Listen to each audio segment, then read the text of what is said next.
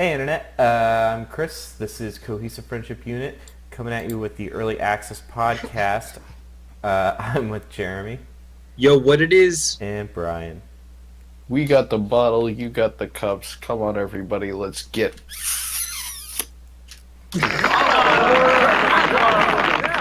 I could have Great. been louder on the F sound, but No, it came through. You're good, you're good. And we're going to talk about some video games and we're going to smash some ice real quick.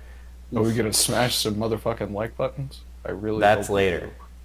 That's Okay. later. Okay. But Brian, what have you been playing? I actually have breaking news. As of 1 hour ago, I am the proud owner of a copy of Kerbal Space Program. Um, Now, this isn't. It's not a game that I hadn't played before, so it was kind of a given, like that I was gonna buy it eventually. But it was on sale, so I bought it, and I want to say that the features that they've added to the game, if you've played it in the past and kind of gotten out of it, check it out again because they've added a whole lot of new features, especially to the career mode, which really didn't used to do anything at all. Um, and it's really expanded the gameplay a ton. So if you have Kerbal Space Program and you haven't played it in a while, go back and check it out. Just one other quick note on that. That's one of those games that you could run on a potato or perhaps a dog turd if that's what you got. Well, it would have had But to eat it's some silicon first, right? well, Debatable. people are very creative. So if that's something that you're interested in, um, I'm sure everybody that's listening to this or watching this knows what Kerbal Space Program is. It's the space physics simulator, but um, if you have it or if you're thinking about getting it, if it sounds like something that you're interested in, um, you can run it on your system. I can pretty much guarantee that because I run it on HD 3000, so you can run it. So if it goes on sale again, it is currently on sale as of 2/15/2018. But I imagine by the time this goes live, it probably won't be. But it goes on sale fairly frequently. If you can pick it up at 40 or 50% off, that's actually a pretty good deal. You'll get a ton of replay value out of it. And you'll actually learn something playing it. You learn a lot about fluid mechanics, astronomical mechanics, so that's like Newtonian stuff, interplanetary navigation, like how all of that stuff actually works. The physics engine in the game is really accurate to how the things work in real life without going overboard with it. The learning curve is a little bit steep, but if you play the career, it does kind of ease you into it because you have to progress up a tech tree. So you're not immediately going and colonizing other planets and shit like that. If you Um, know stuff like this ahead of time, like if you took a lot of physics, do you have an advantage? I would say so, because you don't really need to know that much about physics. Like if you took high school physics and gravity points down and the faster you try to go, the harder the air gets to push through. Well, there's like orbit and And stuff. Could you do math? If or do oh you, yeah, yeah. they have all sorts of add-ons and stuff that'll calculate all sorts of stuff that's useful. Although I think they've added a lot of that into the actual game itself now. Stuff like fuel burn rates and how much longer your fuel is going to last, and you could set up automated burns and stuff like that. Um, if they haven't added that, there are add-ons that'll do that, or mods that'll do that. So yeah, if you know the math of it and you can kind of do rough calculations in your head, it'll give you an idea if this is going to work or this isn't going to work. If you don't know the physics or the math, it's fun to watch stuff explode a couple of times, and you start to learn stuff without realizing it, just by figuring out how to play the game. Um, So even if you don't really have a physics background, if you're interested in rockets and space and stuff like that, I would check this one out. As the Steam reviews say, it is overwhelmingly positive, and I would agree with that. It's just as much fun as I can ever remember it being, and more. The new updates are fantastic, Nice. and All that's right. Yeah, I mean, I kind of want mic to. drop. I know this is like sounding kind of dumb, but I know it's like $20, like the low 20s. I was personally waiting for a 19.99, so I'm gonna wait this Oh one no, out. it'll But yeah, it'll it's get a that matter low of again. time. Yeah. That's like a major Steam sale, but I think it was 19.99 over Christmas. Yeah, that's kind of what I'm waiting to get in on. But I'm excited to do that. I've like gotten really deep into like a sim game in a long time. The only other one that I'm kind of interested in is Planet Coaster, but that's like totally different. I don't know. I would be interested to see what you had to say about that, because I'm a big fan of Roller Coaster Tycoon, the Yeah. original ones, 1 and 2. And I've heard that that's kind of like the spiritual successor, but Roller Coaster Tycoon 3 really turned me off to 3D roller coaster games. I think it's one of those things that's just better done in isometric. But Nice. Yeah, I'm excited. Jeremy, what about you?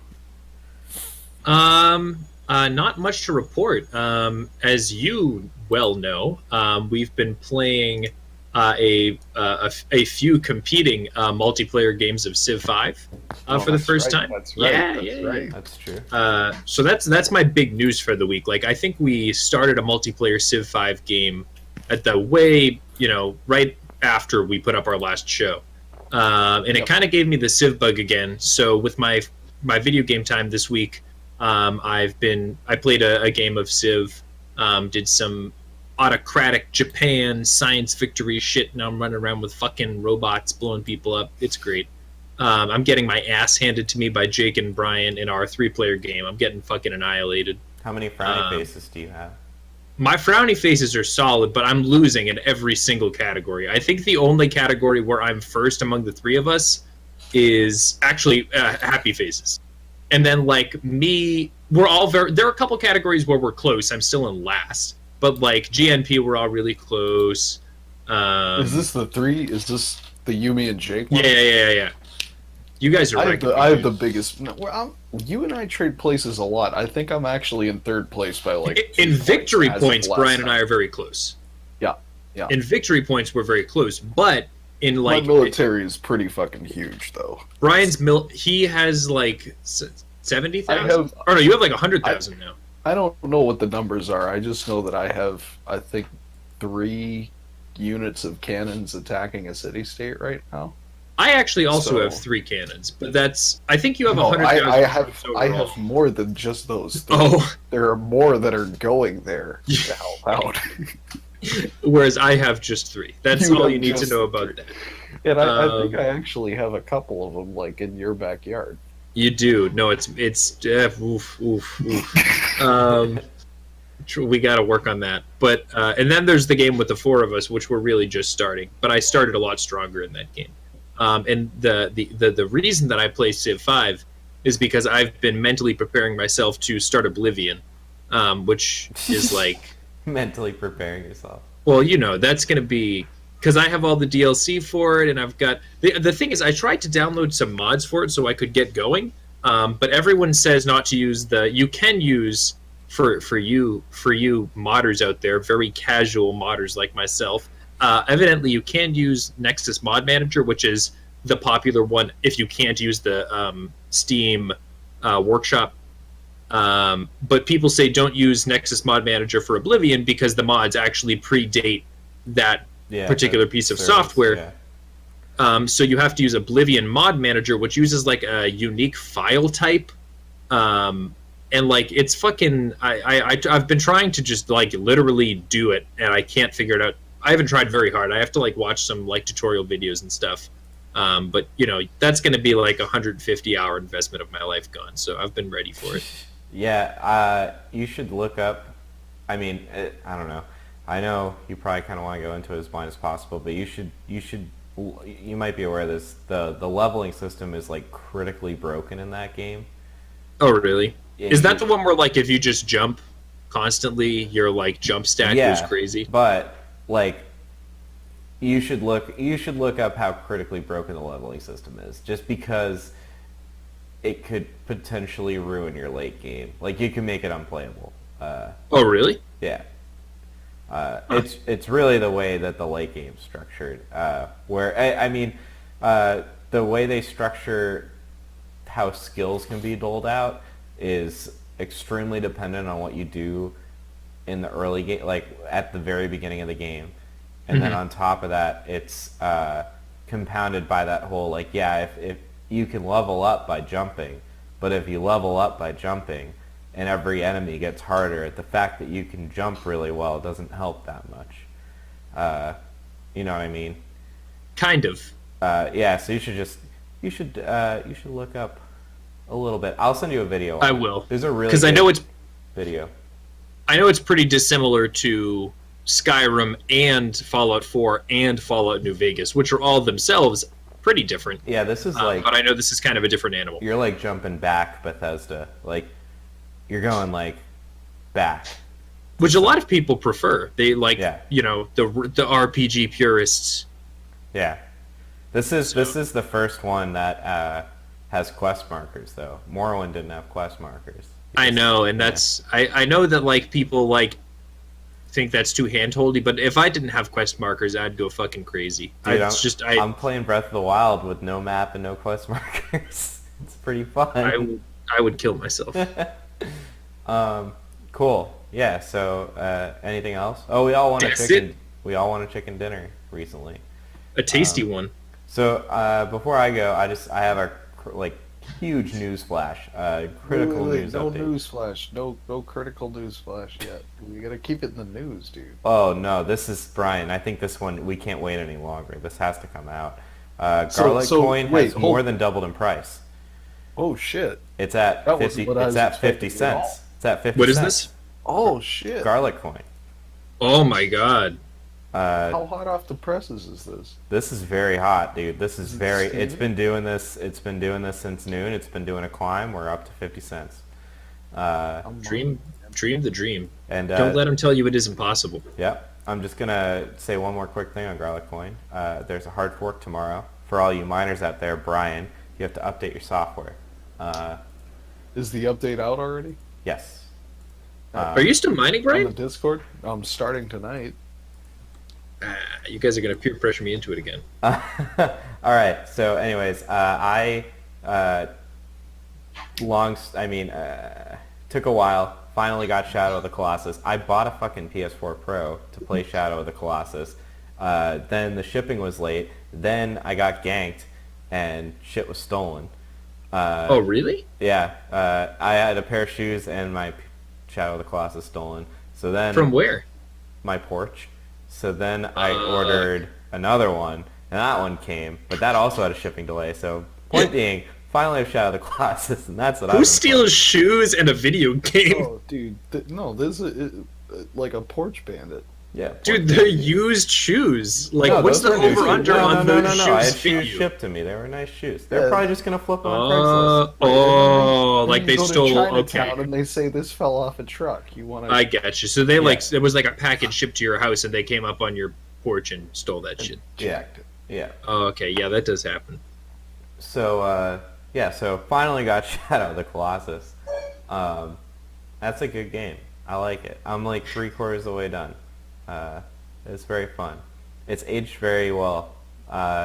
It's pretty cool. It reminds me a lot of Zelda Breath of the Wild in that like it's just this kind of like open area with not a lot in the way of like you don't need a HUD to enjoy Zelda, and in Shadow of the Colossus they pull all the HUD elements away. Like there's nothing. There's no health, there's no enemy health, there's no grabbing, no stamina, none of that is like on the screen when it doesn't need to be.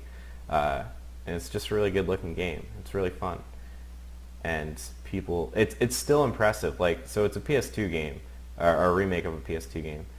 And the Colossi like haven't been enhanced in size in any way. They're still like the same size. The graphics are just nicer, and the size of them is still impressive. Like yeah, there's been bigger things done, but they're still impressive. Still cool to look at. Still really fun. The only issues that I have with it right now is the camera's a little 2005, but whatever. Is it like very pushy or?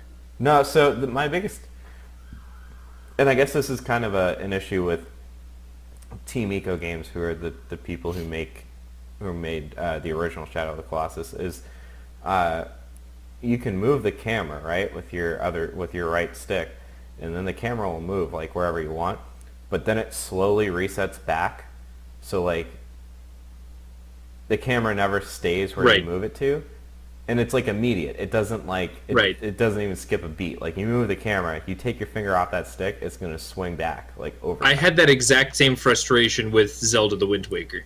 Oh, it doesn't do it as bad in the Wind Waker. I mean, it's not terrible to the point of me like not like I didn't stop playing it because of that. But like yeah, I was like, okay, like I did move the camera for a reason though. Like yeah. So, I'm trying to do this shit. That's definitely like a mid 2000s platformer. That's just a product of age. Yeah. So it doesn't bother me. Like so that's the other thing. Like if you just kind of let it do its thing with this game, because a lot of times they're very intentionally trying to like show you like a vista or they want you to see something, and if you just kind of like put trust in the camera, what it shows you is pretty good. So it's more a learning curve, but yeah, it's really fun. It's really good.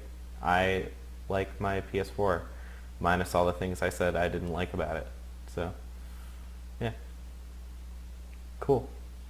Dank.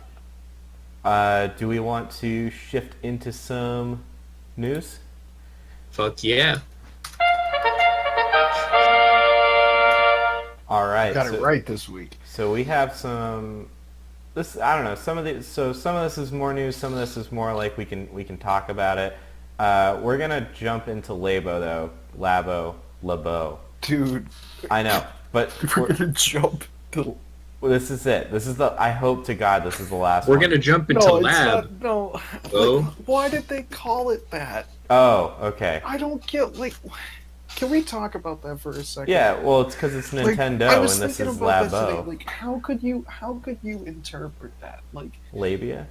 It's right, which is the first thing that I went to as soon as you said it. Or like a Japanese person saying like a really stereotypical. Yeah, like a racial saying lab. Yeah. So why didn't they just call it the Nintendo Lab? That would honestly that would have been. It would have been nicer. like that. They would have gotten exactly what it was about immediately, and there wouldn't have been any sniggering, and there wouldn't have been any chuckles or jokes made about it, and that would have been that. I mean, look at the Wii. That name's stupid, dude. But dude, we would like to play. I watched that commercial. It was very 2005, dude. Yeah. It was very 2005. 2005 was pretty much everything. And this had two eyes. This had two eyes. Right, exactly. It was and the Wii was like, people were like getting killed over that thing. Which is funny because there's like over 100 million in the world now. I remember going to New Hampshire with you and your mom to get yours. When like that didn't happen, but okay. Yes, it did, dude. I know when my dad got it in Indiana, but we'll go with that. We did something. We did. Probably. Yeah, we'll have to. We'll talk about that. It's a false memory. I apologize for that. That's okay. It happens. I mean, I thought that Tom Cruise had his balls slapped in Mission Impossible 3. So we've all done. We all make mistakes. Time to time. As you get older, you start to lose your mind. But anyways, earlier than I thought it would have been, but that's all right. So I want to talk about so the first time we talked about this Nintendo Lab, we kind of just gave our like initial impressions because all we had was that like 3-minute trailer, and we thought it was everyone was thinking it was going to be like a big direct, and then clearly it was not the case. It was something totally different. Then, and our kind of takeaways, especially for me and Brian, I think, were and Jake and Jared. It was on all of our minds to just open it up in general. If you can open it up to like a creative-y, engineer-y, program-y kind of space, that would be great for kids. And then, they kind of did that a little bit with the garage. And this week, Nintendo launched 2 trailers for both of the kits that are coming out.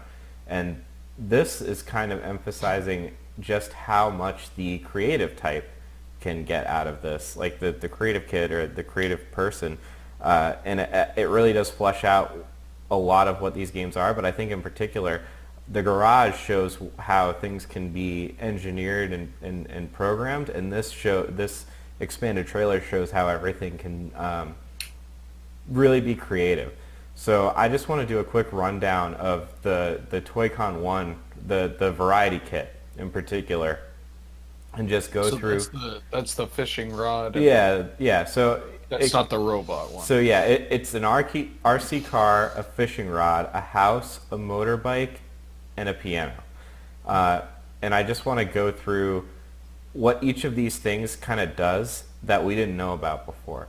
And I want to start with the piano because I think this one is really, really cool. So we knew that you could push the keys to play notes, and if you shake the piano while you touch notes, that does a pitch shift. But then really? Yeah. But then there are dials that you can insert on the top, and turning the dial will change it to like a different soundtrack, like cat noises or a chorus or like an old man or whatever. And then this is where it starts to get cool. This is we're in that creative thing that we didn't know about. So there's acoustic mode where you can put a Joy-Con on like an object, like a cup or a cardboard box. Oh. And it using the vibrations, it will create acoustic sounds based on the notes that you're hitting. So that's cool. That's really cool. That's really innovative. That's amazing. Yeah. So the next really cool thing is you can cut out waveform patterns on paper or like a card, and you can scan it with the IR camera, and it will play that waveform pattern. That's cool. What do you mean, like a waveform pattern? Like you can draw like the music. The sound sine wave. Oh, so you can draw like an actual, like. Yeah. So if you were to record something and say like Audacity, right, that shows you the waveform, and you took a picture of that, it would go. That is really cool. Yeah. You could have the waveform of any sound you want. I mean, it would be like I bet you could. I'm gonna look that shit up right now. But like, if you could like find like a waveform of like. And then can you use that sound as like, in Ferris Bueller's Day Off where he has like a puking sound? Can you do that where you Yes. can, So like, there's a recording. There's a recording feature with minor audio editing.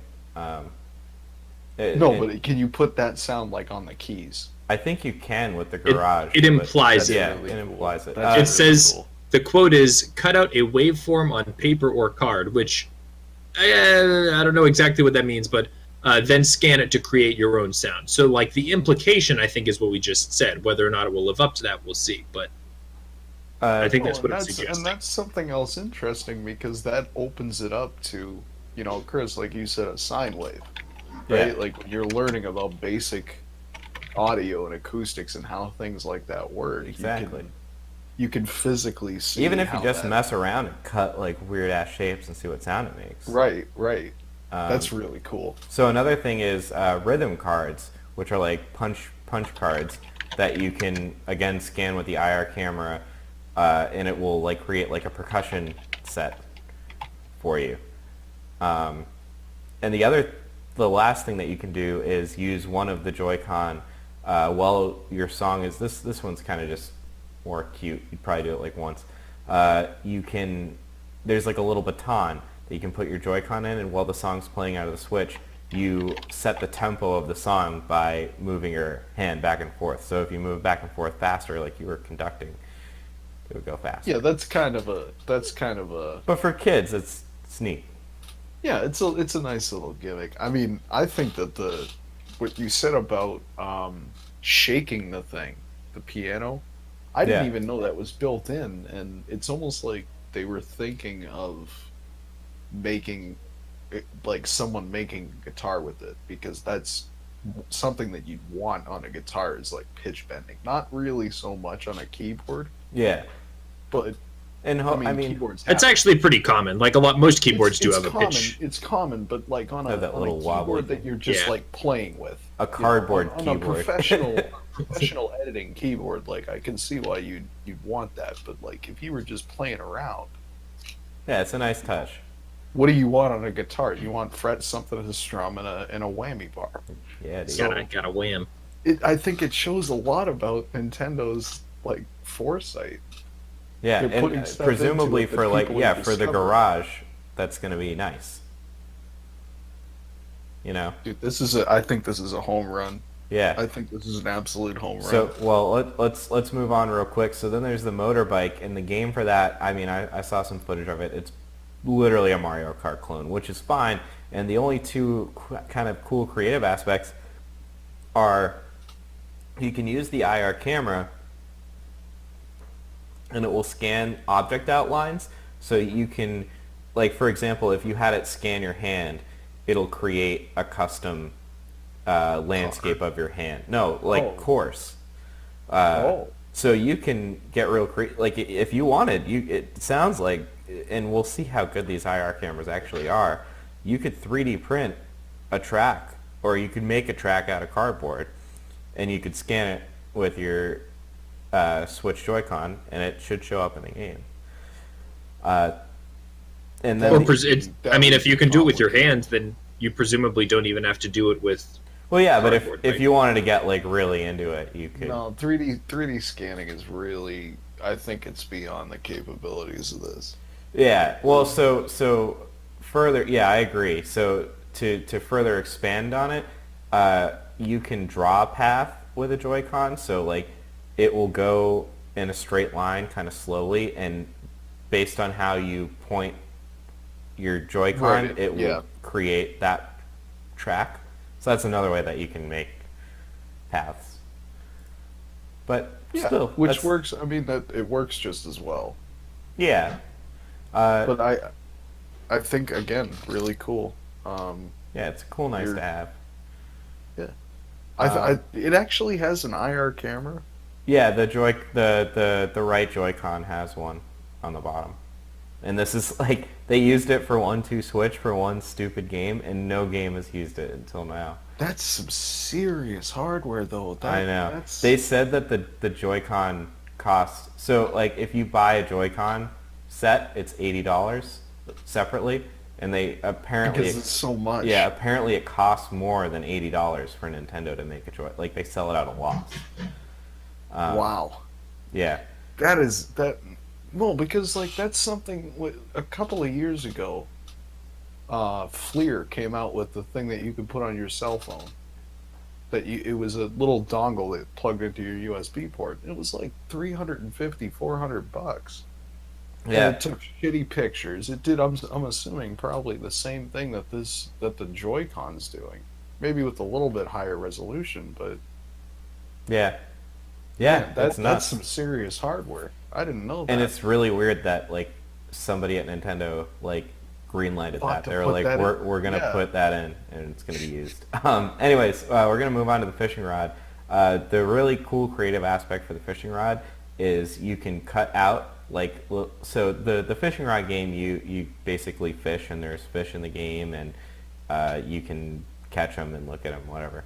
But you can cut out your own paper fish and scan it with the IR camera, and those fish, and you can customize them or whatever, and those fish will be in the game for you to catch. So yeah, again, if you're a kid and you want to make your own fish and see them in the game, that's kind of cool. And then the last one's the RC car, and really the cool thing that we didn't know about the RC car is it will use the IR camera for this. I mean, you can call it night vision because it's infrared, but You can have it follow little trackers that you put on the following. ground, or you can have it follow you, or you can have it follow motion that it detects. So you can set tracks for it to go, or you could just manually control it. I think that I don't know, man. I think that Nintendo is really like this is something that nobody else can match. And I'm not a Nintendo fanboy. Like I had Nintendo systems as a kid, but I'm not a Nintendo fanboy. But this is like Yeah, this is moving into another type of market with this stuff. I agree. And Um, and like I said, the Switch is super unique in that it is the only system with essentially three parts and two of those parts have super fine motor control. One of those parts has an IR camera, and the other part has like this really big touchscreen and nice processor. That's like so unique, and they're really capitalizing on it. well, I don't think that the detachable controllers and all that was really that unique. I didn't know that they had this kind of hardware in them. I didn't know anything about that IR camera.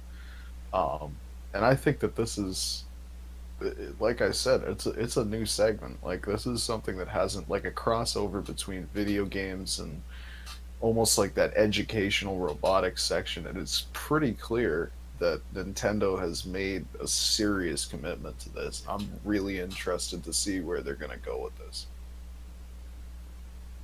Any I as thoughts? well. Yeah, Jeremy, you were skeptical last week. Dude, I'm a skeptical guy. I'm always skeptical. But So think like about I the hack potential, dude. Think about that. I think that there's zero hack potential. Uh, I mean, unless like you would have to be a very serious like fucking coder to crack a switch and start doing crazy shit. That is way above the pay grade of no, the but not kids even, this is ostensibly even marketed to. even what you can do with just what's baked into the software. Think about all the different stuff you could do with that. Think about all those possibilities. It's Dude, you can make a piano, you can make the piano stuff. That a is guitar, really you can cool. make No, but it's like you could different shaped piano. Realistically, you could make any instrument that you wanted. You can make any song you wanted. Right. And you could make it make any sound that you wanted. It could have any form that you wanted. I mean, the other stuff really is like the IR camera. I'm interested to see where they're going to go with that because I think that has a lot of expansion potential. But I mean, I think I, the truth is, I still think there's a really large number of unknowns. So, like, a lot of the stuff that I'm seeing that they're describing sounds pretty cool. I'm skeptical that it will live up to the way that they're describing it. I think that it probably isn't. It won't be as um, kind of modular as they're implying that it is. But we'll see. So that's one camp of my skepticism, which is to say that like the stuff that they're saying, I think is broadly kind of cool or pretty cool. But I'm I'm not sure that I'm just I want to see how it all comes off. And like once we actually start to like see people get their hands on it and they're showing really no, like I have one. Here's what you can do with it. That's kind of that set of skepticism. And then I'm still not sure that this, like, I'm not sure what the commercial performance is going to be. On the other hand, that's kind of what I said about the Switch, and I was wrong about that. So last week you were you said that the hacky codey aspect of Garage like wasn't enough to like penetrate into like wasn't selling to the kids, so to speak. Do you think these kind of more creative this more creative direction is better, or it at least expands the audience of potential kids who would be interested? I don't think that anything that we learned from this most recent release was major. I think this is all just a little bit further details and stuff we knew. Like, so it's mostly details in the variety kit, and it's mostly telling you what the mini games are and fleshing out a little bit of what the toys, so to speak, are, but pretty similar to what we had expected. Yeah, I mean they showed more gameplay and stuff, but yeah, I full disclosure have not watched the video yet. It's good. It's worth I didn't a know watch. about it. Yeah, I want to watch it. No, I'm hype. I'm just a skeptical guy, And I think I was just saying with the garage, I wasn't sure that it really was like either that educational or that, you know, potentially interesting to kid dudes. But again, we'll see. And if this is, I mean, it's certainly a cool idea.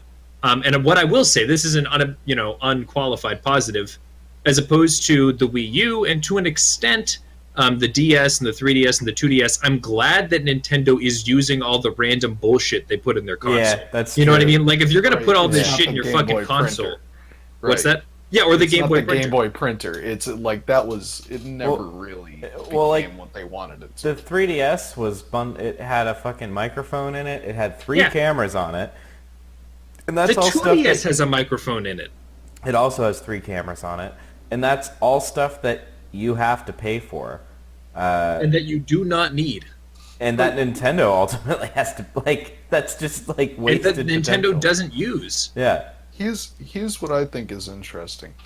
It kind of gives. If I was looking at this as a kid, right? You look at this and you say, "Wow, this has all these features and sensors in it that I didn't know that it had, and I didn't know how they worked, and now I kind of understand it." And then you look at like a cell phone, and you say, "Wow, this has all these sensors in it that I don't really understand how they work, but I can figure it out. Like I can start to learn about it." It I think sparks interest. There's so much in terms of sensors and computing power. There's so much around us today that we don't really even tap. Like think about how often do you actually use the gyroscope in your phone, the orientation sensor. It's just for switching between landscape and portrait most of the time, but you can do a ton of different stuff with that sensor. I think it's planting the seed, you know. That's what it really comes down to, and that's why I'm so excited about it, because it's going to get kids. It's going to get at least some kids interested in doing this professionally, doing this for a career, messing around with stuff, computers and mechatronics and things like that, and making something that works out of parts that nobody else thought, you know, this might work. That's what this kind of represents, at least in my opinion. It is possible. Yeah. Yeah. All right. We're going to leave it at that. Comes out 4/20. I think I'm probably going to get Toy-Con Set 1. So we'll see. Maybe I'll cash out some garlic coin for it. Let's move on to kind of, this is actually a significant news piece, I guess. Chris, you'll have to cash out a lot of garlic coin at 50 cents a coin. $70, 140 coins. I have it. He's got it. I've got it. Also, it's going to be like $500 by then. Oh, dude, I heard it was going to be like $50 billion. Yeah, definitely. Watch that market. Jeremy, you have been pretty on Spyro lately. At least a few months ago, you were pretty on Spyro. You're talking about how you like those games. You had a little nostalgia for them. Yeah. Just the first one. Did you play it? I played the fuck out of it. I played a lot of Spyro. No, the did Dragon. you play it recently? Recently? Yeah, you said you had to play it. No, I haven't played it too recently. I played it probably last summer. I think I played the game the whole way through. Did it age pretty well? I thought so at the time. I mean, it was definitely a nostalgic thing. But I even compared to other platformery type things from that era, I think it's aged pretty well, because some of the mechanics are kind of unique. Like you can glide around, which you can't do in every platformer. Yeah. So you have some different options in terms of how you just kind of traverse the landscape. It was the landscape's open, right? It is fairly open. Yeah, it's fairly open. It has a lot of different environments, which is par for the course, but you know, they are still good. It doesn't, like, there's an element of like Crash Bandicoot to me, which is like too, like, the fact that it's insane. It's like too 90s in that way that hasn't. It's nostalgic, but hasn't aged well. Like, you Yeah. can enjoy it nostalgically, but like it's very like, we're gonna drink Zima and play Crash Bandicoot. Hey, Whereas like Spyro doesn't have as much of that going on. It's more just a platformer. Yeah. But no, I thought it had aged pretty well. You can All breathe right. fire. That's cool. well, it seems like in a similar vein to the Crash Bandicoot trilogy that was released last year, we are going to be getting a Spyro the Dragon trilogy Dude, I For fucking the- know. I'm excited. for the PS4, developed by or published by Activision. And better yet, not just for the PS4. Not just for the PS4. So it looks like Promise. it looks like at least it's going to launch for the PS4. Yes. Yes. And then yeah. I mean, Per the leak. yes, per the leak. So do you think this? You just said that, relative to Crash Bandicoot, at least it has aged fairly well. You think this is Are you hyped for this? If you had a PS4, would you be on this?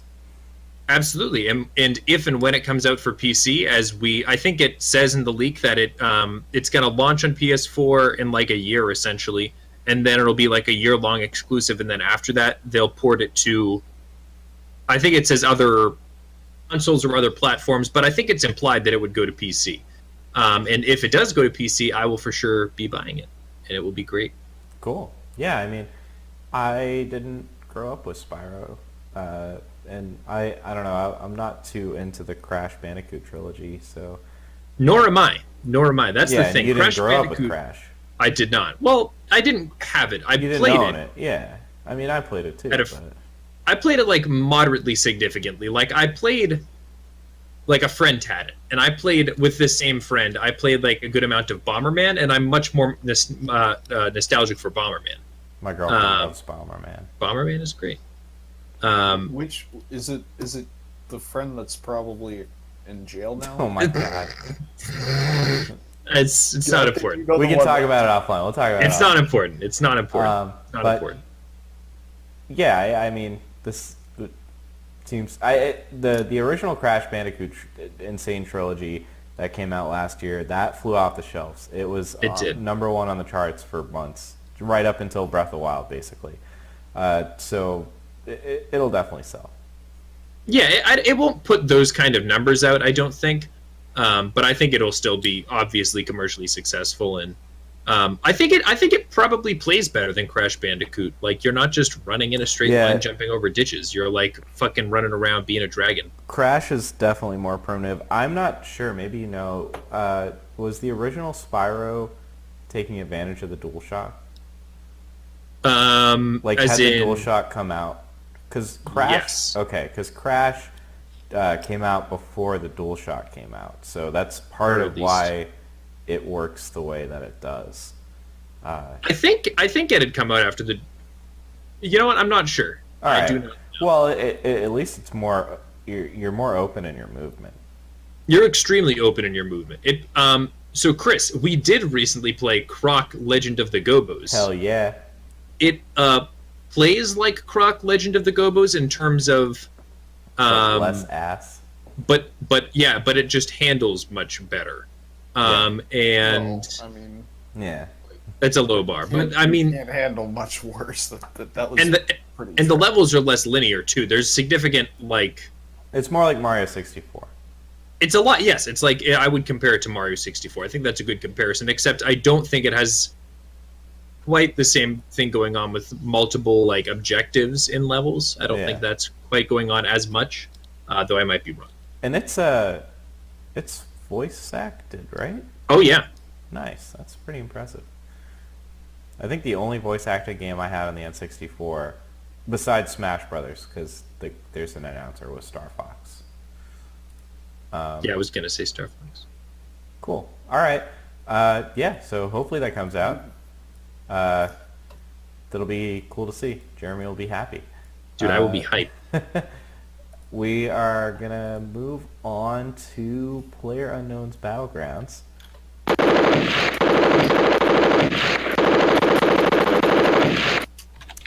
Exactly.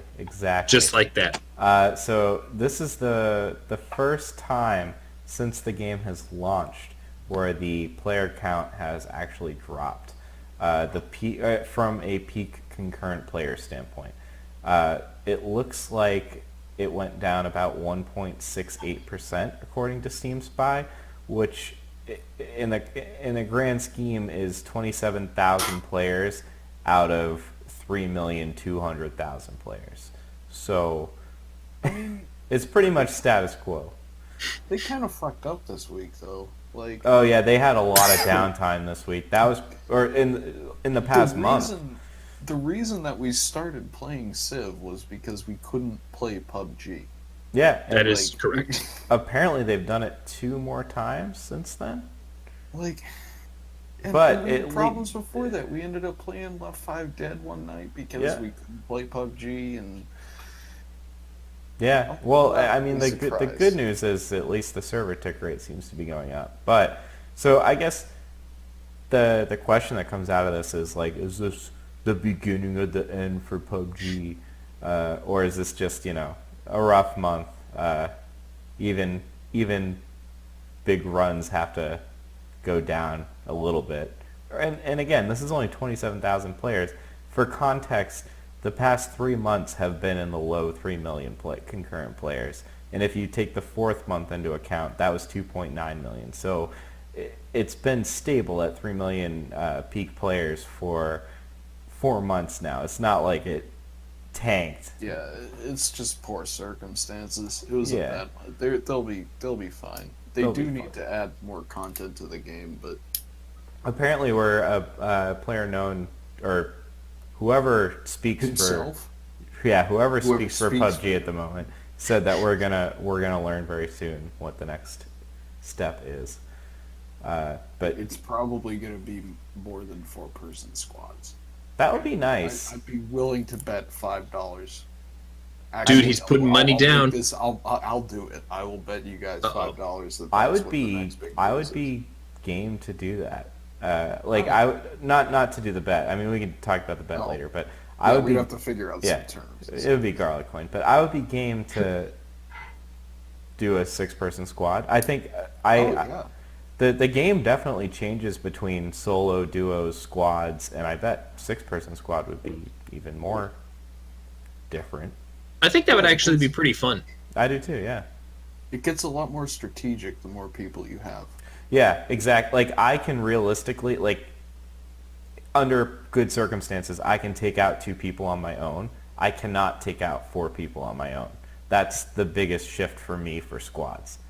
Well, and like if you're looking at a group of 6 people and you want to split people up and do You can groups do of 2, flanks you can and have stuff, 3 yeah. groups of 2 Or 2 groups in of 3. different That's pretty houses. strong or too. a Yeah. group of 4 and a group of 2.